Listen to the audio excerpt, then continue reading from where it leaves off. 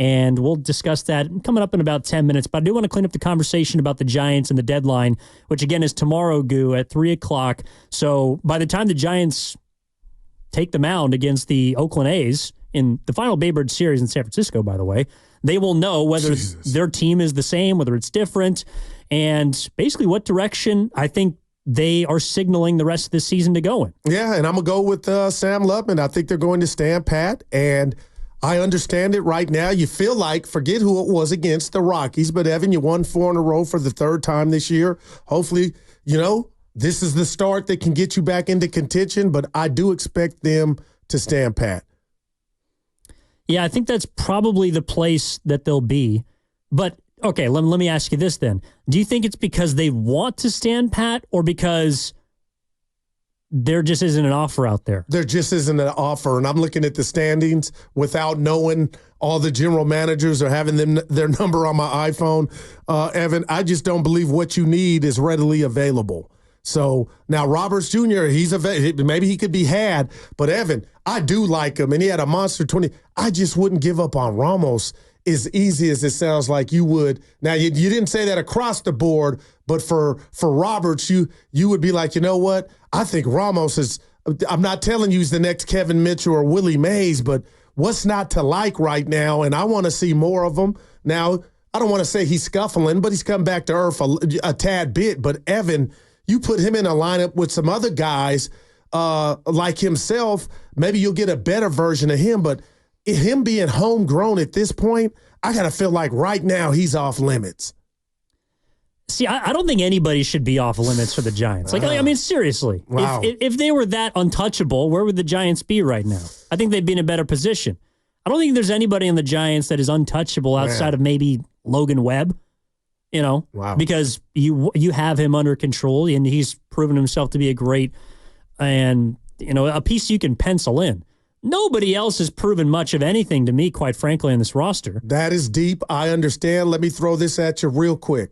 What if this is a Kuminga or Moody type of thing to where maybe if Ramos had got the opportunity sooner and guys were on their job, and I'll just throw Luciano not being able to field is what are you guys doing down there? But my point being, what if we could have saw this from Ramos if he would have, not a scholarship, been given the opportunity earlier? You do scratch your head as to, at least I do, Evan, where would he be now?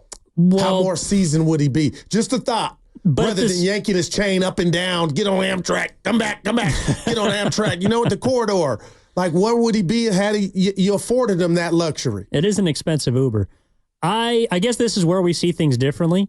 When a player finally produces at the level that Ramos is, and again, I wouldn't suggest trading him because he's had a bad couple weeks. Made the All-Star team. I know. Yeah, no. I completely agree with you. He's got 15 home runs. He's driven in 53 runs this year. He's got an OPS near 900. Like, he's been a damn good player this season. But I just look at the development track as being, if he's doing this right now and he's 24 years old, like, isn't that a sign that they probably did something right with him? If not to say if they brought him up earlier that they would have completely destroyed his career arc, but I don't look at the 70 games that I've seen from Ramos this year and say, wow, what if he came up and played 60 games last year?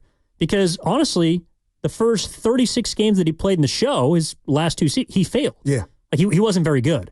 So the fact that he's gotten there now, to me, is impressive, but that's a win for Farhan. I'm sorry, but and I get you, and you got me with that one. But wouldn't that put him under what you kind of just went against, untouchable? Wouldn't you be so excited about his growth and what you just talked about that, you know what? You're going to be a fixture, or you're going to have the opportunity to be a fixture here. What I don't like about what I'm hearing about the Giants real quick, Evan, is just because you got one, you can't have two. Like, that's how you build a team and you get good, is you have multiple. But it just feels like they're in such a bind or a pinch, or the baseball, the president of baseball operations is under the gun. Like, I'm hearing too many solutions to the said problem is whatever's good, it can't be, you can't add to it. And it's kind of frustrating. No, but if you're going to add the way that you want to get a big-name player, you're going to have to give up something. And I think if you're looking at the Giants right now, and you're a team that's a seller, right? You're a bottom feeder. You don't want Chapman. You don't even want. And I get that. I get him. You don't even want Snell. Like, why would the White Sox want Blake Snell? Yeah, right. They're going to want some of your young players, and you have to be willing to give some of them up. That's why a couple of years ago, this is why the word untouchable to me does not apply to Heliot Ramos. Wow. That's interesting, man. Because a couple of years ago, you said that Marco Luciano was untouchable. You said that Kyle Harrison was untouchable. Well, okay, then you're not getting Juan Soto. You're not getting Vlad Jr. You're not getting Luis Robert. You're not getting any of these players that can legitimately elevate your lineup and that are established, proven, productive players. So how deep is what you were supposed to fertilize, Farhan? Okay, let's just say you're right, Evan, but there should be some more names, the Eldridges of the world, to where that would be sexy enough to get another team bite where you could keep a Ramos and still add that big bat. It feels like, the list is dwindling in regard to what's to be excited about. Because all I've heard these last 5 years was Luciano, Ramos, and Matos. And now we're kind of in Harrison. And Harrison hasn't been bad, but Evan, I'm no scout. He looked like he's just going to be okay. And he may go above and beyond that and be a perennial all-star. But right now, he just seems like a guy. So where's that depth, Farhan, if we're just speaking on the farm? Why does it just have to stop in Ramos to where he's got to be included? I'm not throwing that at you. I'm just looking at everything. Maybe this is why this dude should have been ran already. No, I think that's a fair question, though. And the 925 is chiming in with the same sentiment, which is Ramos is your best hitter and you'd trade him. Yes, I would, because I think that I could get a better hitter for him that is also going to be around for a while. So unless you believe that Ramos can be a 30 to 35 per year home run hitter, which Luis Robert, when he's healthy, is, I mean, that's the risk that I would be willing to take. And I'm sorry, like I don't think Heliot Ramos is going to be the next Eric Davis. Right. I don't think he's turning into Brady Anderson. So if I can go get a player that is established and that is controllable, I would be willing to do that. Maybe I'm smoking pixie dust, and across the pond they got some different things. But that's what I would be willing to do. Yeah. And I think in order to get better, if you are to buy, which some people at the station believe is the way to go. Other people believe that selling and moving off of everybody is also the direction. I think we got more of those people here. I don't want to speak for anybody. Selling? Yeah, selling. That's fair, because I also think that Farhan has not really inspired a lot of people to, even if they go out and buy. Like, for example, they spent $200 million this offseason. Oh, my goodness. They're throwing praises left and right, and praise Farhan, and Zaidi's the man, and he got this guy and that guy. And how did he get Blake Snell? He got the back-to-back Cy Young winners. He got another Cy Young winner, Robbie Ray, and kaput.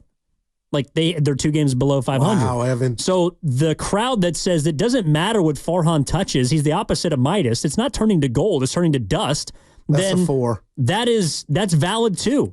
I'm inclined to believe that there's still some meat on the bone left in this season, and I would like to add to it as opposed to take away from it. I'm with you. And if my job is remotely on the line and I've been a failure pretty much my whole tenure, Evan, I'd be a fool to go pull that plug with a third of the season left, and my team, again, after yesterday's win, that's the most we've won for the third time. Like, now you got the A's, and you talked about the schedule. And Carter was saying if the Giants are in any position to point the finger, like, what if this is the start of 12 out of the next 15? Who knows where this thing goes?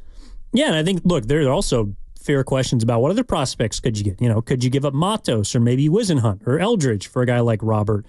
I just think that it would take a Ramos-esque talent to court someone like that and bring him back. And the reason why Ramos would work to me is because you're kind of replacing the same fit. You would get a center fielder back who at his best can hit 35 home runs and can be maybe not a Gold Glover, but a pretty damn good outfielder. While you were over in the pond, some balls have been I think he's a better defender than Ramos. Some balls have been falling, man. But he's also, that's what people want. 888-957-9570 is the number. Evan Giddings in for Matt Steinmetz. That's Daryl the Guru Johnson. Let's talk to one of our favorites. Rich is out in Fremont. Rich, man. What's going on, man? How are you? I'm out here trying to make sure you guys don't have any bugs or any rodents, and y'all know we do that through ACO. That's what we do. Man. You get that paper, baby. Yep. So anyway, the rat's on the table about this whole thing. And I know everybody wants to see a better, ball club out there, and so do I. But the reality of the matter is this: they went and spent that money. They went and got these guys. They DFA'd Nick Ahmed, okay, and that was not a good look because he came back with the Dodgers and knocked one out the park. So I think if they give up anybody right now, it's probably going to end up being the same, where it's going to go wrong. I say you keep everybody. You don't sell. You keep everybody. The pitching's going to pick up. It will. It will pick up. This is going to be a different team in the next 10 games. Mark my words. Thanks, fellas. I love the optimism, Rich. I sure hope so. Yeah. And they got a lot of beatable teams coming up as well. And that's a big part of this, too. Yeah, I mean, they got, a bottom 10 strength of schedule left? I mean, you would hope that they'd be able to make a nice run over the next 10 games. That's why when you were gone and they come out the break losing 2 or 3, oh my God, that's to the Rockies, that's unacceptable. But then you look at the totality of the season. There you go. 10-3 here, Goo. 10-3. Yeah. Are there any other trade pieces out there for the San Francisco Giants that you would use if you are of the mindset of buying? If you're selling, well, what do you want back? Like, is it a prospect? Is it a win now player? Is it a position player? Is it more pitching? What would you want to replace now? What would you want out there? Let's talk to Josh in San Francisco. Wants to focus in on Kyle.